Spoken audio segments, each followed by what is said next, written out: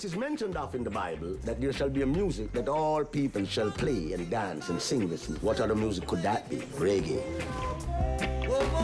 Him come from such a humble beginning. My father would always take us back to Trenchtown. Would never lock his car up. That is like saying you don't trust people.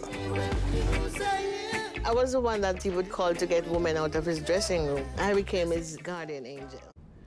en.wikipedia.org/wiki/Bob_Marley. Read that page. Look for the live performance of I Shot the Sheriff by Marley, featuring Stevie Wonder, on YouTube. There.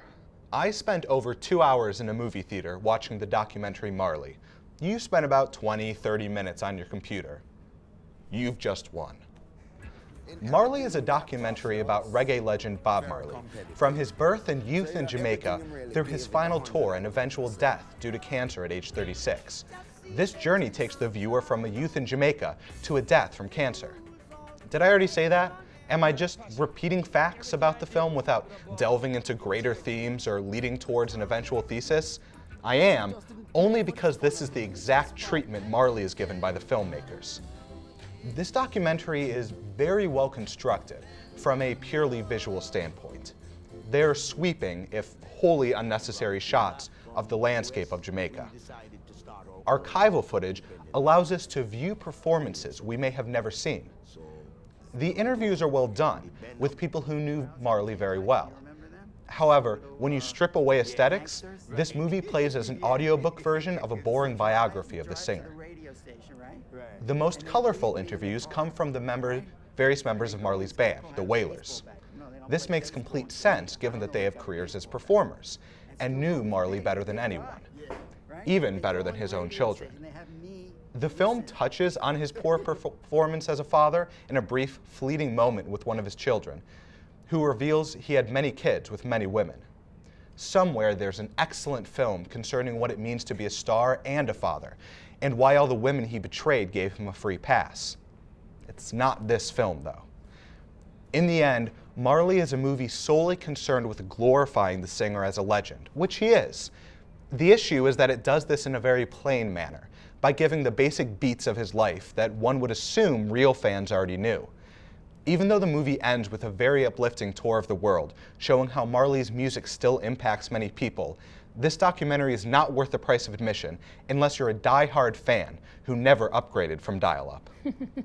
Okay, so yeah, what you said I think was really right on when about the children, because that storyline would have been so interesting. And while we were sitting in that movie theater for 2.5 hours of just endless Bob Marley facts, the minute his daughter said something along the lines of, "My dad is a bad father," I was like, I haven't heard that before. I'm interested in hearing about that.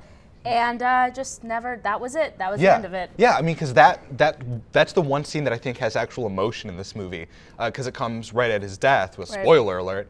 And right when he dies, she talks about his death, and she talks about how she wanted to spend more time with him in his dying days, but she couldn't because he had all these people, because he was a celebrity, and he was important, and he was held up to be this legend, even within his own time, which I thought was also really interesting. Mm-hmm. And she just couldn't. She couldn't have that relationship with her father. Because what really got to me is that his reasoning behind it is that he has so much love. And the way of Rastafari is that you spread love to everybody and you don't limit it because you get your love from Rastafari. So you can't limit it to one human, which is a beautiful sentiment. But if you have 11 kids, be a dad. Right. Be a dad. But But I also think the other crazy thing is how the women were so accepting. Because there was the one woman that wasn't his wife, if I remember correctly. The one that he interviewed. Miss Jamaica. Yeah, I think. The white one? No, it was one of the various women he slept with, and he talked about, and she said, and the interviewer asked her, like, what do you think about the fact that he was married and he was sleeping with you? And she said, hey, that's the way. That's the way. And I was like, whoa, Well, like, okay. Yeah, at first when I heard that, I was like, oh, traditional man thing to say. Oh, I just have so much love. I can't be tied down to one woman. And I was like, oh, whatever, Bob Marley. You just wanted to sleep around.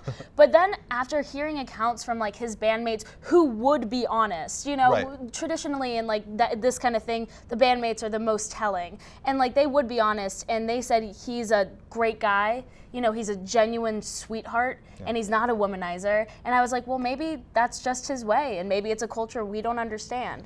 So I think that was probably the most interesting part of the movie, and accumulatively, it was...